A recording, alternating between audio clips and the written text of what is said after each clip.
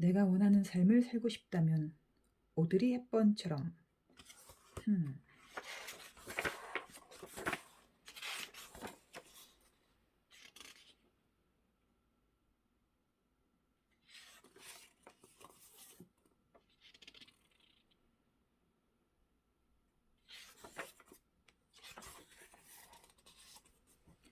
내가 원하는 삶을 살고 싶은 그대들에게 우아하고 스타일이 좋은 여성을 꼽으라고 하면 누가 가장 먼저 떠오르는가?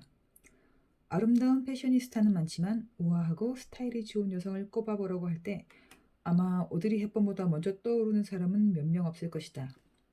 우아하고 기품 있으며 매력적이고 지혜로운 여성으로 오드리스럽다라는 말은 마치 형용사처럼 자리 잡았다.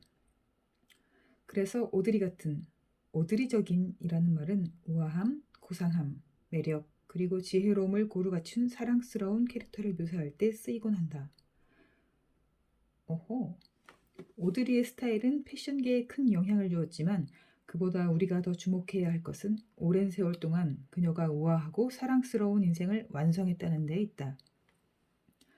오드리는 진정한 나 자신이 되는 일에 나의 존재를 드러내는 일만큼이나 중요하다는 것을 알려주었다.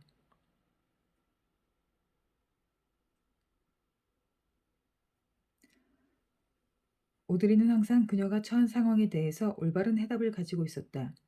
사람들이 던지는 질문을 보면 항상 놀라워요. 사랑이 뭐라고 생각하는지, 스타로 사는 건 어떤지 묻고 종종 정치적인 질문도 하죠. 뾰족하고 날이 서 있는 질문들인데 나는 그저 내 할 일을 열심히 하는 여배우일 뿐이에요.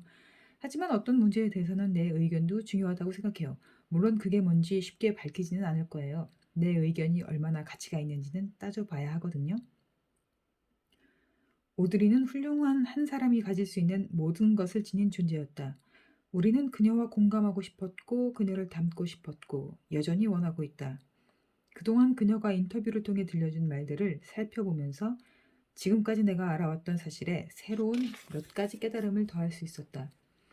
나는 오드리의 오랜 팬이었지만 유니세프를 위해 오드리가 직면한 도전 과제와 여러 문제의 해결 방안에 관해서는 잘 알지 못했다. 오드리는 희망 가득한 목소리로 우리에게 말했다. 해결책이 있다고 믿어야 합니다. 믿는 대로 될 테니까요. 세상의 모든 문제를 해결할 수 없다는 건 잘 압니다. 하지만 유니세프를 도와 아이들을 구하고 그 아이들이 우리의 바람대로 건강하게 자라나는 모습을 상상합니다. 아이들이 생산적인 시민으로서 그들의 나라를 변화시키기를 바랍니다. 세상을 바꾸는 일은 이제 우리에게 달려있다.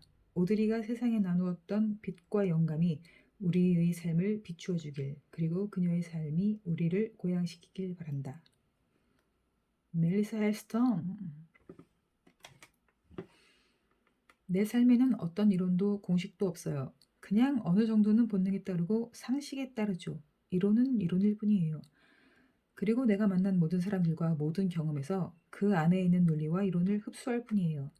그걸 주는 것은 우리 엄마일 때도 있고 발레 선생님일 때도 있고 보그 잡지일 때도 있고 자연 혹은 내 인생 그 자체일 때도 있어요.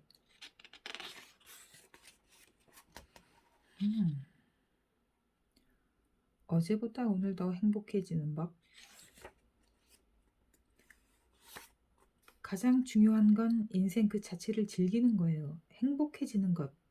이것보다 중요한 건 없어요. 어느 나라, 어느 문화권, 어느 세대에서도 사람들은 언제나 행복을 추구한다. 행복을 찾는 데는 어떤 규칙도 존재하지 않는다. 그걸 찾겠다고 고민하고 애쓰는 순간 오히려 더 찾기 어려워진다. 우리는 안다. 행복은 돈으로 살 수 없다는 것을. 누군가는 가진 게 없는데도 행복하지만 누군가는 세상의 모든 것을 가졌음에도 행복하지 않다. 우리는 여전히 어떻게 하면 행복해질 수 있는지 그 방법을 찾아 헤맨다. 만약 행복의 이유가 우리가 어떤 상황에 처해 있고 무엇을 얼마나 가지고 있고 어디에 사느냐와 상관없다면 어떨까? 그저 우리가 상황을 어떻게 바라보느냐의 마음가짐에 달려 있다면 어쩌면 우리에게 지금 당장 필요한 건 모든 게 마음먹기에 달렸다는 무조건적인 긍정일지도 모른다. 누군가가 그러더라고요. 건강과 만강만 있으면 행복하다고. 세상에 이걸 내가 생각해냈어야 했는데 어쩜 이렇게 맞는 말을 했을까요? 언제나 희망하기. 오드리가 아주 어린 소녀였을 때 그녀의 꿈은 안나 파블로바와 같은 유명한 발레리나가 되는 거였다. 그래서 오드리는 어렸을 때부터 발레를 배웠다. 그녀는 동생과 나무 타기를 하며 놀거나 방에서 혼자 책을 읽으며 많은 시간을 보냈다. 세상에 대한 확신은 없었으나 그럼에도 세상에 적응하는 법을 배우려고 노력했다. 그녀도 평범한 우리처럼 누구에게나 사랑받기를 원했지만 역시나 우리처럼 그 바람을 쉽게 이루지는 못했다. 오드리는 살면서 많은 경험을 했다. 특히 누군가는 인생에 한번 겪을까 말까한 어려움을 모두 겪었다.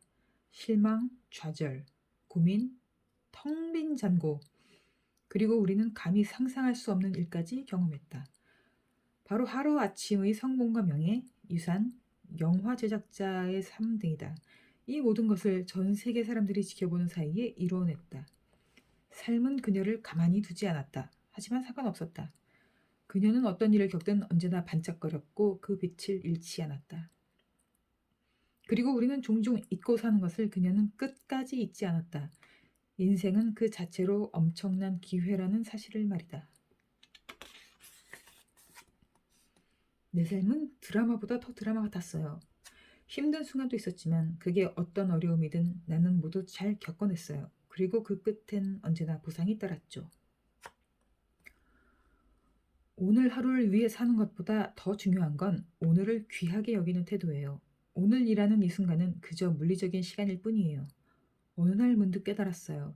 대부분의 사람들은 우리가 살아있다는 것 자체의 소중함은 잊고서 그저 오늘 하루 열심히라는 말만 외치며 존재한다는 것을요. 하루를 골라서 그날을 끝까지 완벽하게 즐겨봐요. 그 하루 속 모든 시간 동안 다가오는 사람들을 그대로 인정하고 받아들이세요. 과거는 지금 이 순간을 살아가는 것에 감사할 수 있게 해줘요. 미래는 깊게 생각하지 않아요. 아직 오지 않은 미래를 걱정하느라 지금 이 순간을 망치고 싶진 않거든요. 만약 내일 당장 내 인생에 어려움이 닥친다면 나는 운이 좋았을 때의 기쁨, 흥분, 그리고 그 가치를 떠올릴 거예요. 물론 아이를 잃고 아버지가 집을 떠난 일처럼 슬픈 일도 있었지만 기뻤던 순간들만 떠올려도 충분해요.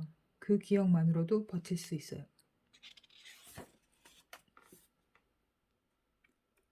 가장 믿는 사람들의 조언을 신뢰하기. 오드리의 어머니 엘라 반 힘스트라는 귀족 태생으로 영국 여배우가 되고 싶었다. 그러나 그녀의 귀족 집안은 그 꿈을 결코 용납하지 않았고 결국 그녀의 인생 계획 중 가장 중요한 건 결혼과 엄마가 되는 일뿐이었다.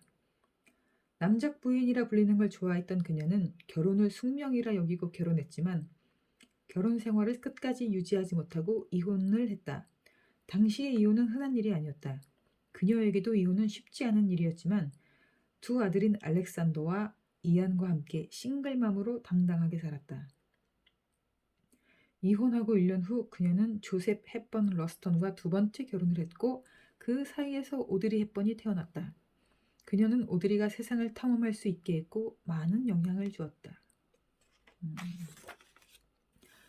어머니는 늘 말씀하셨어요. 시간 약속을 잘 지켜라. 늘 남을 배려해야 한다. 그리고 남들 앞에서 너 자신에 대해 너무 많이 이야기하지 마라. 내 생각보다 그들은 너에게 관심이 없다. 그들에게 중요한 건 오로지 그들 자신뿐이다 라고요. 지금도 들리는 것처럼 생생해요. 오드리가 가진 재능 중에 내가 주장할 수 있는 건 하나도 없어요. 그 아이에게 정말 특출한 재능이 있다면 그건 하늘이 주신 축복이겠죠. 나는 그저 오드리가 자랑스러울 뿐이에요. 마치 푸른 하늘을 보며 미소를 짓거나 왕립 아카데미의 폴랑드르 전시회에 나온 그림을 자랑스러워하는 것과 다름없죠. 남작 부인의 딸로 살았지만 특별한 것은 없었어요. 어머니는 1900년대에 태어나셨기 때문에 굉장히 고지식하셨고 빅토리아 시대에나 통하는 교육 방식을 내게 쓰셨죠. 어머니는 언제나 나와 동생에게 많은 것을 요구하셨어요. 매너는 반드시 지켜야 하는 친절이다. 언제나 다른 이에게 친절을 베풀어라. 같은 말씀 덕분에 어린 시절부터 노인을 위해 문을 잡아드리는 건 너무나 당연한 일상이었어요. 어머니는 그 문제에 대해서는 확고한 신념을 갖고 계셨죠.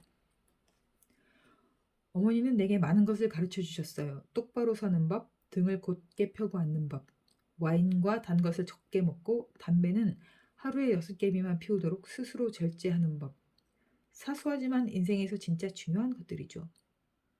나의 인생관은 어머니를 통해 형성되었다고 할 수 있어요. 다른 사람을 먼저 생각하지 않는 건 못마땅한 일이었고, 제대로 훈육받지 못한 것은 눈살을 찌푸릴 일이었죠. 나보다 남을 먼저 생각하는 건 구식이지만 훌륭한 생각이에요. 그리고 난 그런 교육을 받으며 자랐어요. 얘야, 너만큼이나 다른 사람들도 중요하단다. 그러니 너무 까탈 부리지 마라. 그리고 그대로 받아들여라. 너무 멋지지 않나요? 어려서부터 나는 다른 사람의 주의를 끄는 행동을 하는 건 좋지 않은 거라고 배웠어요.